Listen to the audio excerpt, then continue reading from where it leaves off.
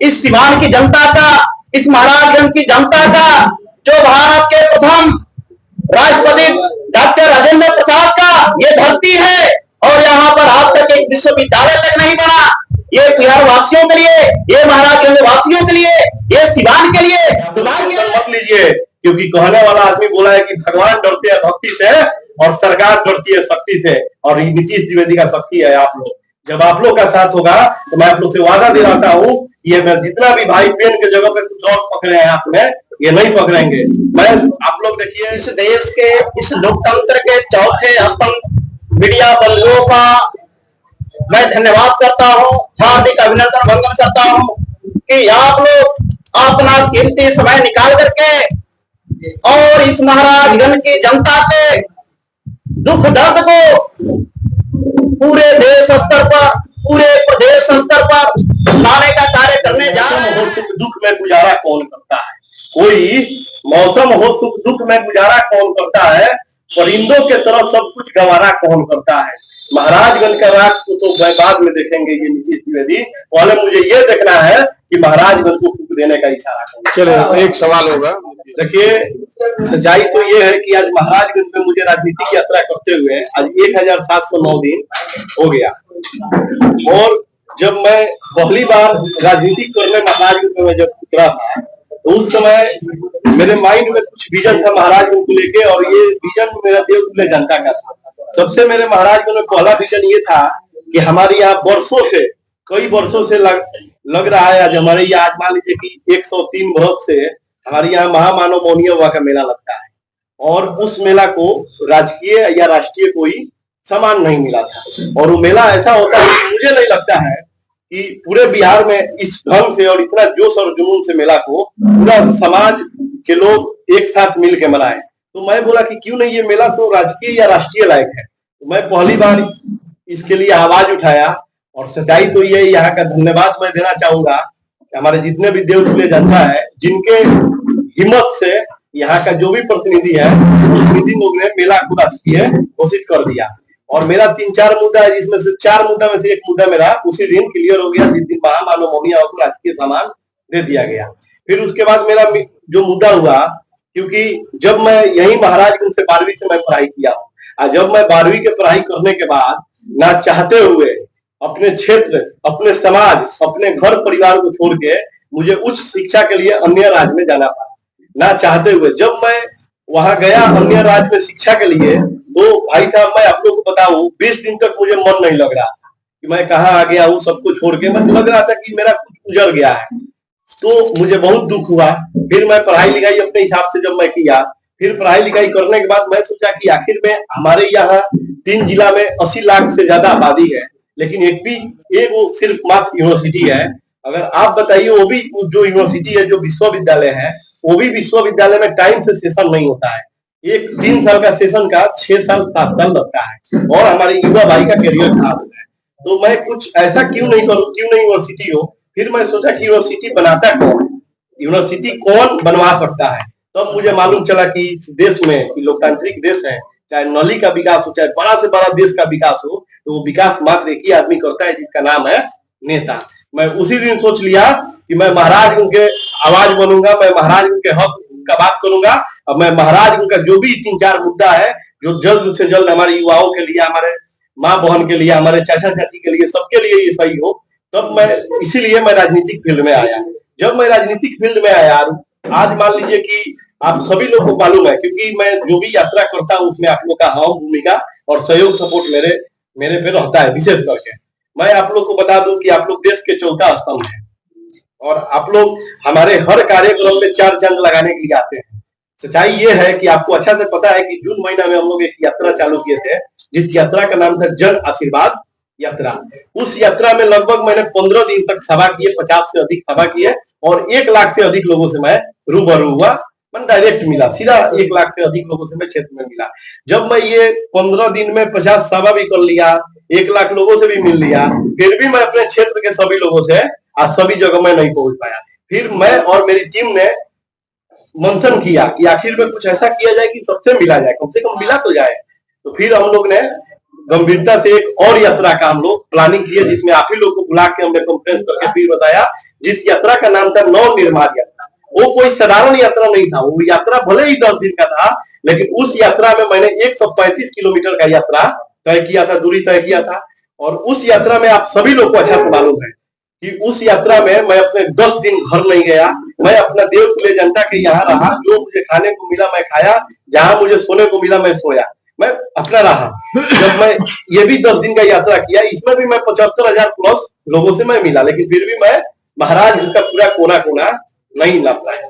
फिर उसके बाद मेरी टीम ने बैठ के जब हम लोग एक और किए कि कुछ ऐसा किया जाए कि सबसे हो जाए, तो फिर एक यात्रा मैंने किया, जिस यात्रा का नाम था आपका बेटा आपका गांव। इस यात्रा 15 से 16 दिन का यात्रा था, और इस यात्रा को हम लोग 4 जून में बांट दिए थे, जहां जहां नहीं गए थे, और उसका समापन का अब प्रक्रिया चल रहा है। फिर मैंने जब ये पूरा दिन यात्रा जब कर लिया, तो मैं जनता के बीच जब भाषण देता था, लास्ट में मैं हर यात्रा से पूछता हूँ कि अगर आप लोग, मैं बार बार बोलता हूँ कि मैं दौड़ रहा हूँ, रास्ता आप लोग को ही बताना है। अगर वास्तव में कुछ नीतीश द्विवेदी को आपको बताना और समझाना चाहते हैं तो प्लीज मुझे बताइए। तो सबसे अहम बात लीडर का होता है। मैंने ये जाना कि आखिर में आप लोग कैसा नेता चाहते हैं, आप लोग नेता कैसा चाहते हैं, आप लोग कैसा चाहते हैं कि मेरा लीडर हो। तो वही हमारे युवा साथी या मेरी माँ बहन एक ही बात बोलती थी कि देखिए बेटा, ये जो क्षेत्र है ये जनजागृत क्षेत्र है, यहाँ सबको 2 वक्त का खाना और पहनने का अच्छा अच्छा कपड़ा मिलता है। यहाँ नहीं मिलता है तो सिर्फ जितना भी दिल्ली और पटना से सरकारी जितना सिस्टम जो आता है, यहाँ धरातल पे लागू नहीं हो पाता है। तो वो काम कौन करता है? नेता करता है। तो मैं बोला कि आखिर में बताइए कि आप लोग को नेता कैसा चाहिए। तो डायरेक्टली एक एक बात बोले, अब मैं उस दिन ही पसंद आया, और मैं उसी उनका पसंद बात को मैं अपने सभा में भी बोलने लगा। और उन्होंने डायरेक्टली एक बात बोला कि मुझे नेता ऐसा चाहिए जो हम यहाँ से अगर चुनते हैं उसको, तो जाए एकदम बिहार के सदन चाहे दिल्ली के सदन में, तो गर्व से सीना चौड़ा करके मेरा हक और हुकूक का बात करे। और जब सदन में बैठे हुए लोग मेरा हक हुकूक ना दे, तो उनके छतिया पे चौहर के छीन के लाके हमारे चरण में देने का काम करे। मुझे ऐसा लीडर चाहिए। मैं बोला अरे वाह बहुत सुंदर, क्योंकि अपने भोजपुरी में कहावत है, बात एगो बात का कोई बात होता है। कोई कहता है कान नटी पे चौरे हैं, तो वास्तव में थोड़ी नटी पे चौरे हैं। भाषा हमारा बोलू कैसा है, लेकिन उनका कहने का मतलब है कि जाके मैंने जबरदस्ती उनको ही करके कि नहीं मुझे ये हक चाहिए तो चाहिए, और जाके जबरदस्ती उनको छीन के लेके लाके हमने दे। मैंने उनका वर्ड बोलू का अलग है, लेकिन उनका भावना का कदर करिए, शब्द पे यहाँ ध्यान नहीं देना है। फिर उसके बाद मैंने ये इसको भी एक मुद्दा बना लिया। फिर उसके बाद एक मुद्दा हुआ जो कि आप सभी लोग को मालूम है कि अगर जो जिला देने का जो नीति और नियम होता है, उससे हमारा महाराजगंज कई ज्यादा पनिशमेंट है। अब आप बताइए कि अपने ही यहाँ जहाँ 70% आबादी है, शेखपुरा चले जाइए, सीवर चले जाइए, मोतीपुरा चले जाइए, अपने ही बिहार में है। अपना महाराजगंज से भी छोटा छोटा जगह 30% छोटा है, ये नहीं कि 1-2%, 30% छोटा है। लेकिन अपने इसी बिहार में वो सब जिला को वो सब शहर को जिला का उपाधि मिल गया, लेकिन आज तक अपने महाराजगंज को जिला का उपाधि नहीं मिला। तो मैं आप लोग को बताता हूँ, और मैं कई बार बोलता हूँ, और आप लोग के भी माध्यम से मैं अपनी जनता को बोलना चाहता हूँ कि जब यहाँ का नेता, इस बिहार का मुखिया आदरणीय तेजस्वी प्रसाद यादव होंगे, जब डिप्टी सीएम सन ऑफ मला मुकेश सहनी जी होंगे, और नीतीश द्विवेदी को आप लोग मौका दीजिएगा, तो मैं आप लोग से वादा करता हूँ कि मात्र 1 साल के अंदर महाराजगंज को मैं जिला बना के दिखाऊंगा। फिर मेरा कुछ उद्देश्य हुआ, फिर स्वास्थ्य को लेकर हुआ। आज बताइए कि अपने यहाँ चमचमाहट पूरा एकदम सुंदर सा बिल्डिंग बनाया हुआ, एसी कमरा बनाया हुआ, 75 बेड का महाराजगंज का अस्पताल है, लेकिन एक भी सर्जन यहाँ दिखाई नहीं देते हैं। आज अगर हमारे किसी देवतुल्य जनता को कुछ बहुत बिजोड़ चोट लग जाए, चाहे उनको दिल का दौरा हो जाए, चाहे कैंसर जैसा पीड़ित गंभीर बीमारी से हो जाए, चाहे उनका एक्सीडेंट हो जाए, चाहे अपराधियों के द्वारा उनको गोली मार दिया जाए, तो उसका इलाज महाराजगंज में नहीं है। सिवान और पटना जाते जाते पीछे में दम तोड़ देता है लोग। ये घटना अधिकतर यहाँ पे देखने को मिलता है। मैं आज जब ये स्वास्थ्य को लेकर मैं सोचा, तो मैं बार बार अभी मैं जितना भी यात्रा किया उस सब यात्रा में आपको पता कीजिएगा, मैं अपने जनता से एक ही बात बोलता हूँ कि जब हमारे आदरणीय नेता तेजस्वी प्रसाद यादव जी जब मुख्यमंत्री बनेंगे, आदरणीय हमारे नेता सन ऑफ मला मुकेश सहनी जब डिप्टी सीएम बनेंगे, और ये बेटा के लोग हिम्मत देम, शक्ति देम, और यहाँ का सेवा करे के मौका देम, तो मात्र 10 दिन के अंदर हम 10 सर्जन ला के महाराज हॉस्पिटल में दिखाने का काम करेंगे। ये भी मुद्दा मेरा है, ये भी मुद्दा के तहत मैं 4 दिन लिख लूंगा। मेरा देखिए 3 मुद्दा ऐसा है जिसको लेके मैं 4 तिहाई 12 दिन का ये मेरा सभा होगा। पहले मैं शिक्षा पे बात करूंगा, इसलिए क्योंकि मैं शिक्षा से ही राजनीतिक में आया। अगर हमको उच्च शिक्षा का यहाँ व्यवस्था हो गया होता, तो मुझे लगता है कि मैं कोई अन्य कार्यकर्ता होगा, राजनीतिक नहीं करता। लेकिन यही हुआ कि मैं उसी दिन सोच लिया कि मैं कुछ भी करना पड़े, चाहे मुझे किसी से लड़ना पड़े या चाहे कुछ भी करना पड़े, लेकिन मैं महाराजगंज में नेता बनूंगा। क्योंकि जब नेता बनूंगा तबे मैं विश्वविद्यालय बनाऊंगा, जब मैं नेता बनूंगा तबे महाराजगंज में जिला बनाऊंगा, जब मैं नेता बनूंगा तो 75 बेड का अस्पताल इसमें 10 सप्ताह देने का काम करेंगे। तो मेरा मेन उद्देश्य ये है कि सबसे पहले महाराजगंज को जिला, फिर दूसरा मेरा सबसे पहले मैं विश्वविद्यालय का मेरा उद्देश्य है, दूसरा मेरा महाराजगंज को जिला, और तीसरा जो मेरा उद्देश्य है स्वास्थ्य का। ये मैं 12 दिन में ये जो यात्रा है इसको मैं समाप्त करूंगा आप लोग के बीच में। क्योंकि मुझे अच्छा से मालूम है कि आप सभी लोग, आप लोग सिवाने, छपरा, महाराजगंज, दरौंदा और भगवानपुर के रहने वाले हैं, या बसंतपुर के रहने वाले हैं, या मलमलिया के रहने वाले। इससे ज्यादा दूर को मुझे नहीं लगता है कि आप लोग आए। आप सच बताइए कि हम सभी लोगों का भाई बहन और हमारे महाराज के देवतुल्य की जनता का बेटा बेटी जब उत्तर प्रदेश में जाता है तो कितना पैसा लगता है। और आप साल का डाटा निकाल लीजिए आप लोग, आप देखिए कि कितना लड़का का एक्सीडेंट हो जाता है। उसमें क्या दोष है? वो विश्वविद्यालय पढ़ने जा रहा था इसलिए उसका एक्सीडेंट हो गया। आखिर में इसमें लड़ेगा क्यों? आप सभी को पता है कि अपने छपरा सिवान गोपालगंज का बात किया जाए तो छपरा सिवान गोपालगंज में 24 गो विधायक है, 4 गो सांसद है, लेकिन कभी किसी ने विश्वविद्यालय मुद्दा को लेकर नहीं सोचा। क्योंकि उनका बेटा बेटी यहाँ नहीं पढ़ाई करता है, उनका बेटा बेटी आप जाइएगा पुणे है, हो सकता है कि देश से भी बाहर हो, यहाँ कोई पढ़ता है तो हम सब भाई लोगों को कभी मन में नहीं हुआ कि हम सब युवाओं के हाथ में पेन दबाया जाए। आप जाके देखिए महाराज का एक एक जो घटना हो रहा है, अपराधी घटना, इस अपराधी घटना में एसपी भी है, डीएसपी भी है, एसएचओ भी है, विधायक भी है, सांसद भी है, मंत्री भी है, फिर भी ये घटना हो रहा है। आखिर में क्यों हो रहा है? क्योंकि यहाँ कोई अच्छा लीडर नहीं है। जब यहाँ कोई अच्छा लीडर होगा तो ये जितना अपराधी हमारे युवा सब भाई को जो पेन के जगह पे लोग हथियार लड़ाने का काम कर रहा है, ये सब रुक जाएगा।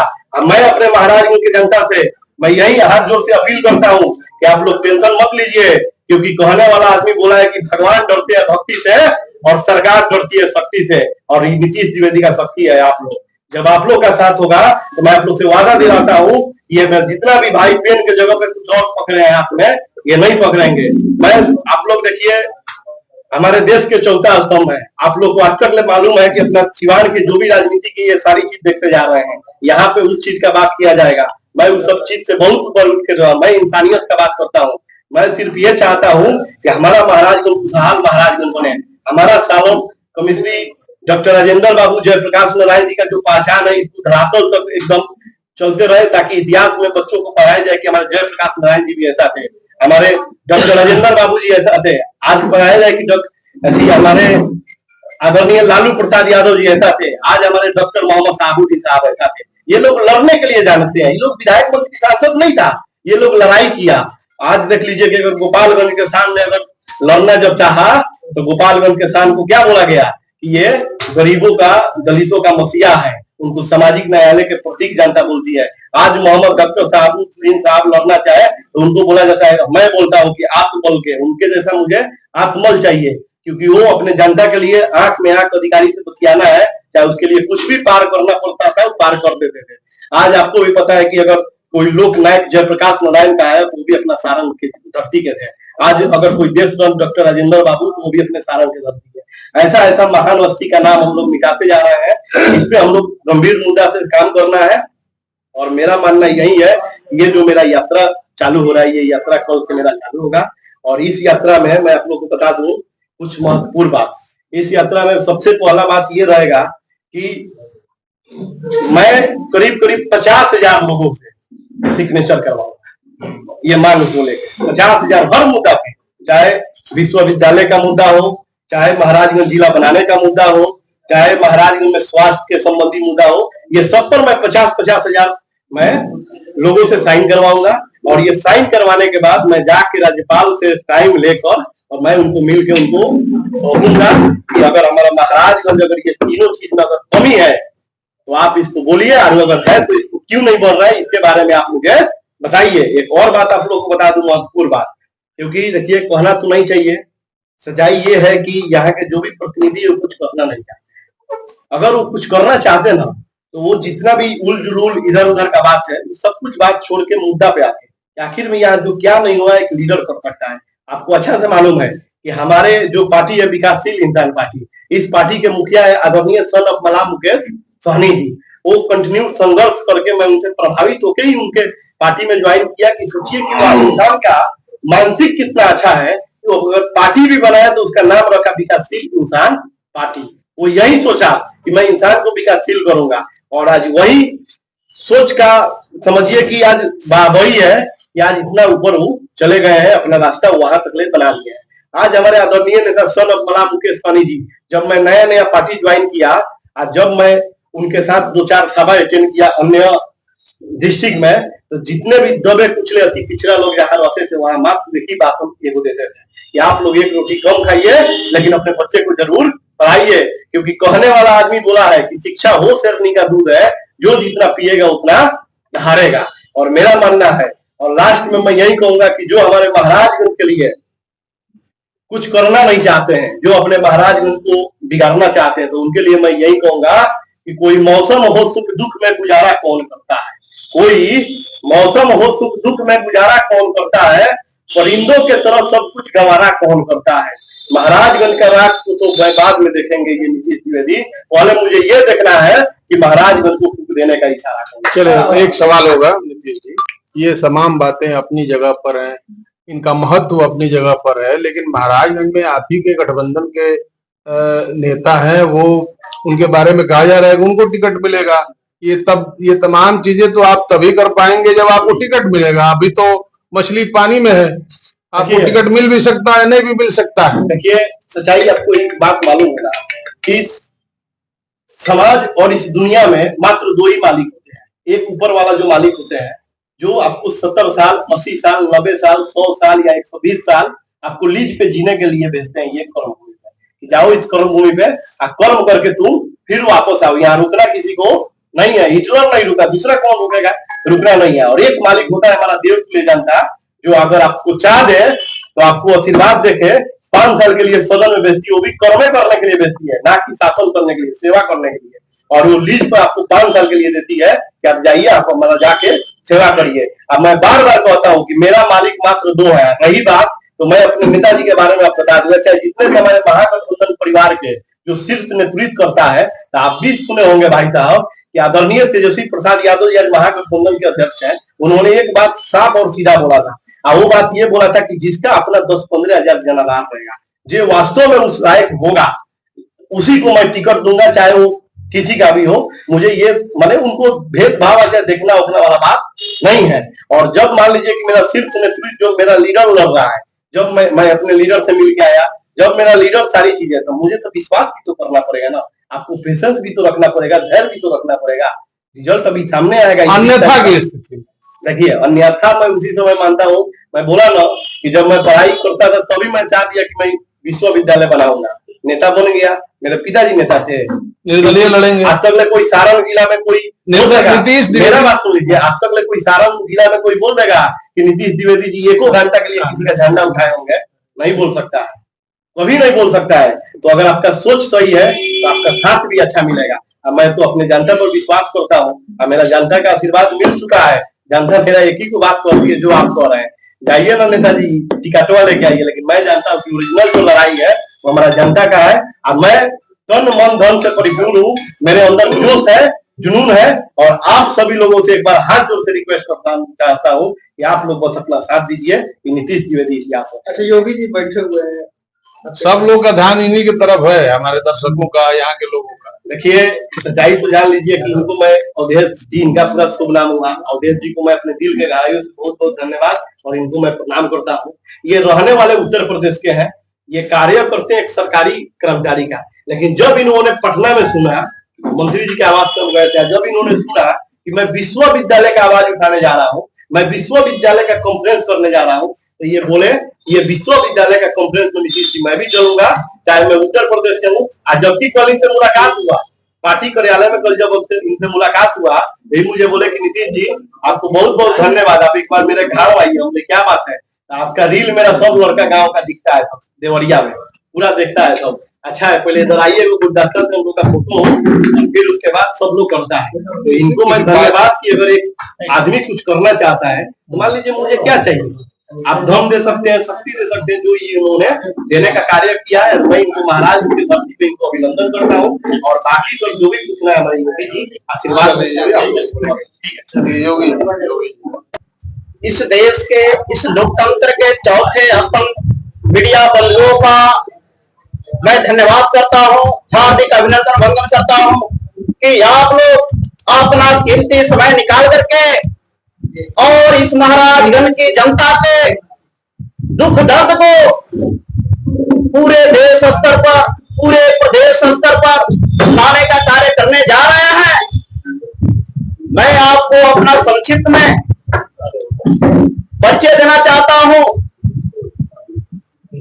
मैं पटना के क्रांतिकारी धरती पर पुरानी पेंशन के लिए हम लोगों ने विजय कुमार बंधु जी के नेतृत्व में कल आंदोलन किया था और सरकार से, नीतीश बाबू जी से, मोदी जी से हम लोगों ने मांग किया था इस देश की जो भी संस्था है, जो भी सरकारी संस्थाएं हैं, चाहे वो रेल हो, चाहे देश के निर्माण में शिक्षकों का योगदान हो, चाहे जो कुछ भी है, ये देश के बुद्धिजीवी वर्ग ही चला रहा है।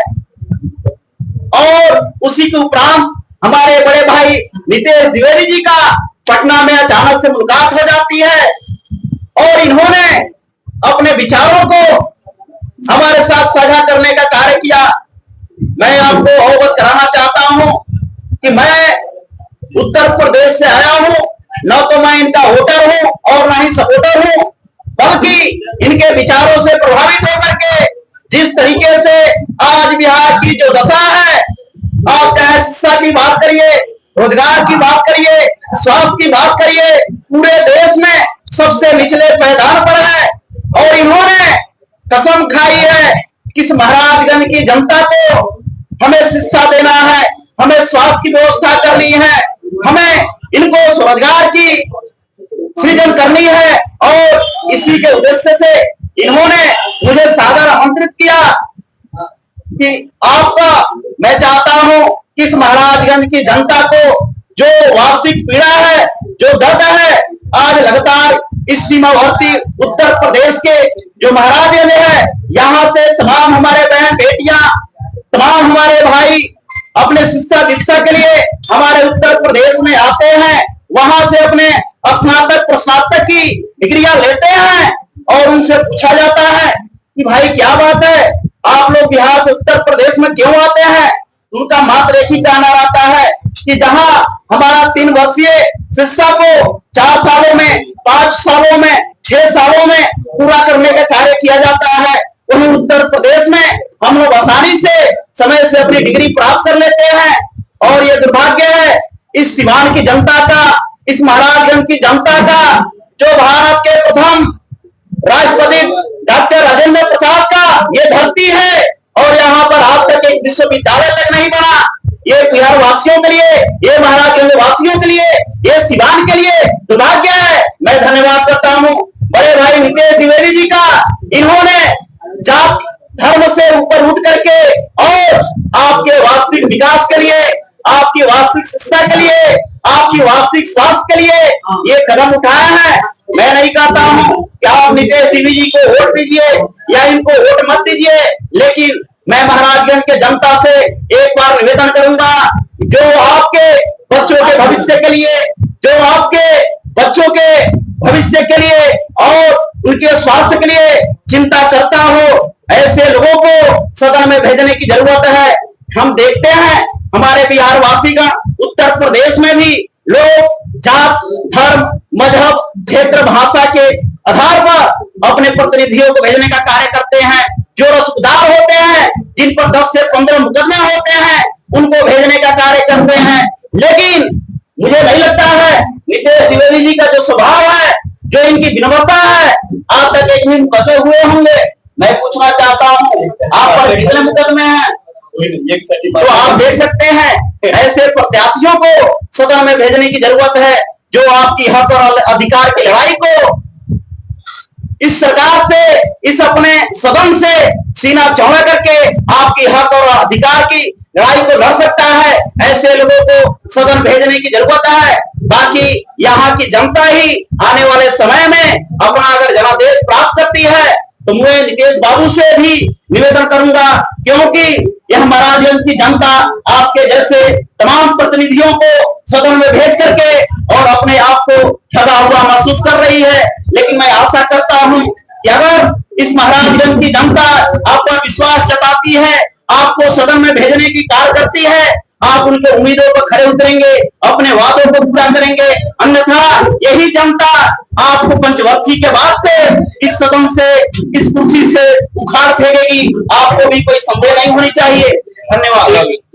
योगी जी की आवाज में आप बात करिए, मैं कर सकता हूँ। एक योगी जी है जो एनडीए के साथ है, आप एक योगी है जो देखिए, मैं आपको सर्वप्रथम बता दिया, मैं किसी पार्टी के साथ नहीं हूँ, मैं किसी गठबंधन के साथ नहीं हूँ, बल्कि इनके स्वभाव से, इनके विचार से मैं तो खुलेआम कहता हूँ, जो लोग भी आज तक यहाँ पर शासन किए हैं वे विश्वविद्यालय की क्यों नहीं बात कर रहे हैं, वे शिक्षा की क्यों नहीं बात कर रहे हैं। वे लोग केवल जाति और धर्म के आधार पर आपके वोट को लेकर चले जाते हैं और जाकर सदन में बैठकर मलाई खाते हैं। ऐसे लोगों को आप लोगों को बहिष्कार करना चाहिए। राजनीति में धर्म का इस्तेमाल करना, इसको आप किस नजर से देख रहे हैं? बिल्कुल, भगवान की कोई जाति नहीं है, भगवान की कोई पार्टी नहीं है, इसलिए आप लोग अपने प्रतिनिधियों को चुनने से पहले आप अपनी जात, धर्म, मजहब, क्षेत्र, भाषा आदि को त्याग करके इस बिहार के विकास के लिए, इस महाराजगंज के विकास के लिए अपना मतदान करके अपना सही प्रतिनिधि भेजने का कार्य करेंगे, ताकि आप इस महाराजगंज की, इस सिवान का विकास हो सके, आपके बच्चों का विकास हो सके, आपके बहन बेटियों का विकास हो सके। धन्यवाद।